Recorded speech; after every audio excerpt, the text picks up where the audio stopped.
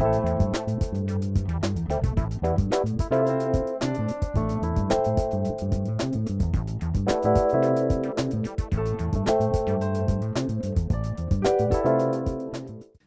Jones, Robert Half's annual salary surveys were conducted during the first quarter of 2010 and give an overview of the employment landscape and future outlook for the finance, banking and accounting sectors.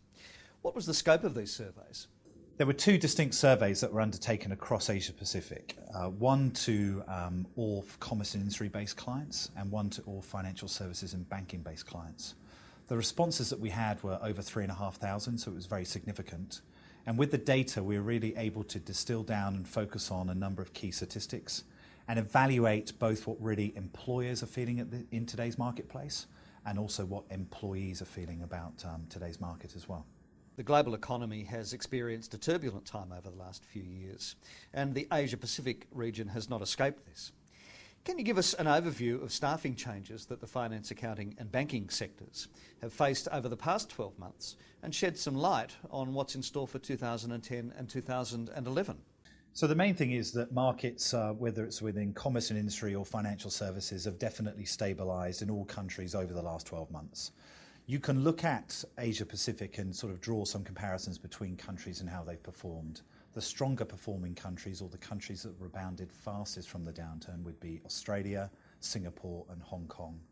Japan and New Zealand, albeit that their economies are perhaps at two opposite ends of the spectrum in terms of size, you can almost put them in the same boat. They've perhaps followed more akin to what's been happening in North America and Europe in terms of their economies.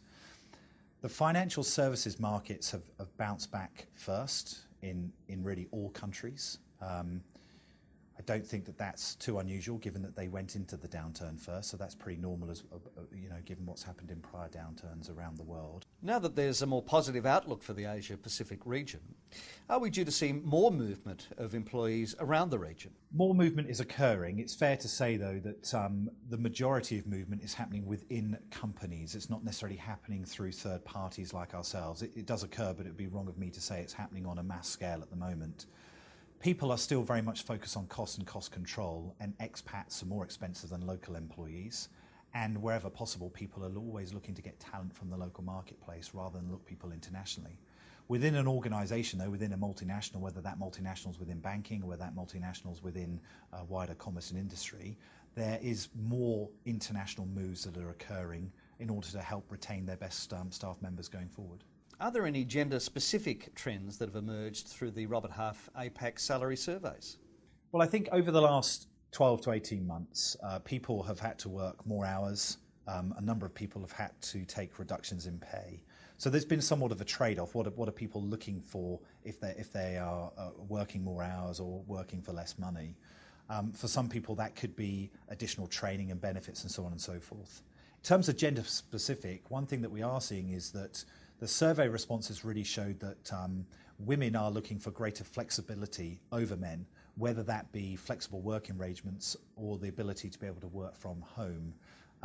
That being said, not all employers are able to provide that degree of flexibility in today's market. There is a renewed level of optimism in the Asia-Pacific region.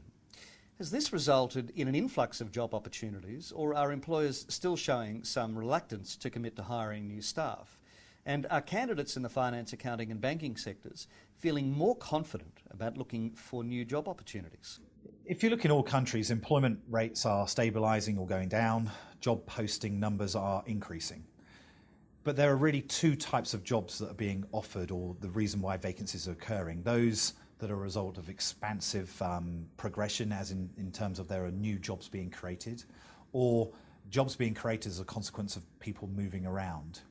So people perhaps cut a little bit too deep in some countries within Asia Pacific during the downturn, particularly those multinational organisations, whether that's in banking or commerce, that were domiciled or headquartered overseas in Europe or North America, that could sort of see the extent of the downturn and try to get ahead of the curve. And then perhaps in some parts of Asia Pacific, most notably Australia, Singapore and Hong Kong, perhaps cut a little bit too deeply. The reality is, though, that people's sentiment is improving all of the time. So people are more confident about looking for new job opportunities, and that in itself is causing movement within financial services or within wider commerce and industry. So there's really two reasons for renewed optimism. Yes, there are more jobs being created, but as employees feel more comfortable, confident about their own job security, they are moving and looking for new opportunities. Do employees in Australia believe that their salary is in line with the current market conditions? Yeah, kind of interesting responses. For both those candidates working in commerce and industry and within financial services, roughly just under 50% from both sectors felt that their salaries were in keeping with present market conditions. You can look at that two ways. 50% of the people are happy, 50% of the people are unhappy. With regard to the bonus element, though, there was a marked difference. So from the respondents within financial services, 70% of those people that responded still received a bonus in 2009. And that's anticipated to be slightly higher in 2010. But within commerce and industry, that number was roughly half. So only about 35-40% of people actually got a bonus in 2009 and are anticipating getting one in 2010. So there was quite a marked difference between the sectors of commerce and industry and financial services within Australia. How confident are employees in Australia in their company's growth prospects? And has the upturn led to a more optimistic attitude? Within Australia, they're very optimistic. So the survey was that over 80% of people anticipated that their companies will grow and expand through 2010 and 2011. Now, that may be somewhat down to the fact that business contracted through 2008 into 2009, so arguably it's a little bit easier to grow. But compared to the other countries in Asia Pacific, the sentiment was highest in Australia with regard to the growth prospects of the companies that employ them.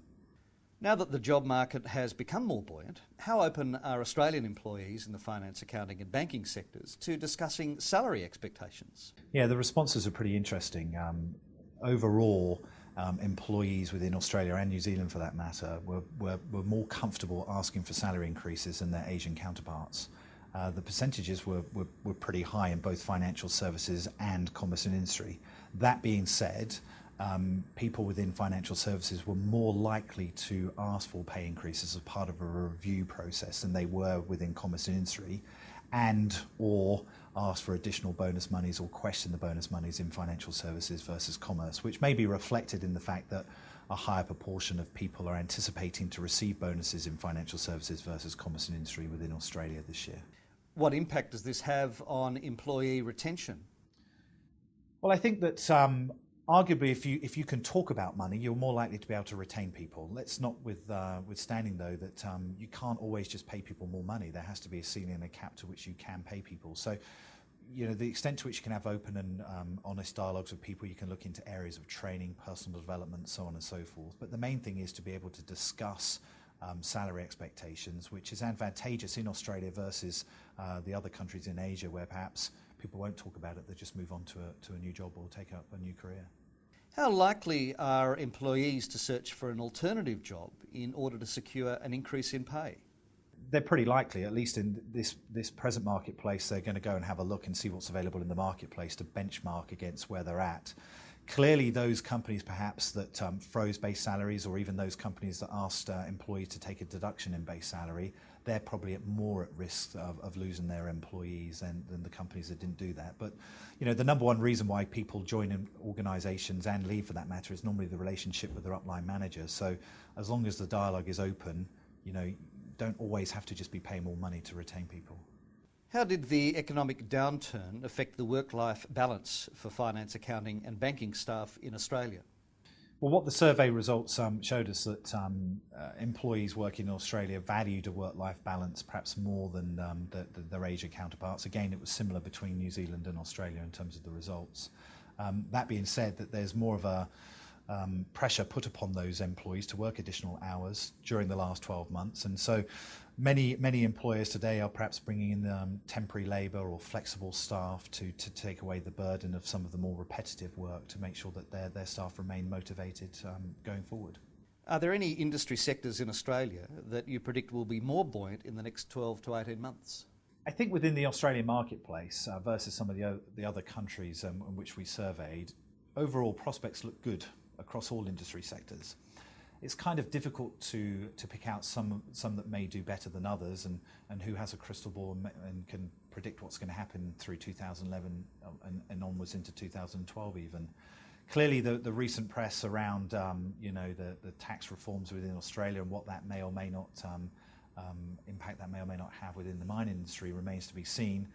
Prior to those reforms being announced, you would have said that the Australian sector, or the mining sector within Australia, is really set for huge boom times. But there's some difference of opinion as to where that may go right now. But I think overall, whether it's within all areas of commerce and industry or within financial services, things are steady to improving within Australia, and I think that's a very positive thing.